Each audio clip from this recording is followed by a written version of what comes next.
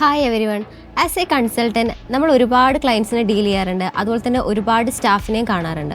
ഒരു ക്ലയൻറ്റിൻ്റെ കമ്പനിയിൽ അവരുടെ ഏറ്റവും വലിയ അസറ്റ് എന്ന് പറയുന്നത് അവരുടെ ഡാറ്റ ആയിരിക്കും. ഇപ്പം നമ്മളൊരു ഫിനാൻസ് ഡിപ്പാർട്ട്മെൻറ്റ് എടുത്തു കഴിയുമ്പോൾ നമ്മൾ എത്ര എക്സ്പെൻസ് മീറ്റ് ചെയ്തിട്ടുണ്ട്, അതുപോലെ തന്നെ എത്ര ഇൻകം നമ്മൾ ജനറേറ്റ് ചെയ്തിട്ടുണ്ട്. അതുപോലെ HR ഡിപ്പാർട്ട്മെൻറ്റ് എടുത്തു കഴിയുമ്പോൾ അതിൽ എംപ്ലോയീസിൻ്റെ ഡാറ്റ എന്ന് പറയുന്നത് അത്രയും വാല്യുബിൾ ആയിട്ടുള്ളതാണ്. ഇപ്പോൾ നമ്മളൊരു ഫേം അല്ലെങ്കിൽ ബിസിനസ്സിനെ എടുത്തു കഴിയുമ്പോൾ അതിൻ്റെ ഫിസിക്കൽ അസറ്റിനേക്കാളും ഏറ്റവും വാല്യുബിൾ ആയിട്ടുള്ള അസറ്റ് എന്ന് പറയുന്നത് അതിൻ്റെ ഡാറ്റ ആയിരിക്കും. അതുകൊണ്ട് തന്നെ നമ്മൾ ഡാറ്റയിൽ സ്റ്റെക്ക് ആയി കഴിഞ്ഞാൽ നമ്മുടെ ബിസിനസ്സിൻ്റെ മുന്നോട്ടുള്ള ജേണി എന്ന് പറയുന്നത് അത്ര നല്ലതായിരിക്കില്ല.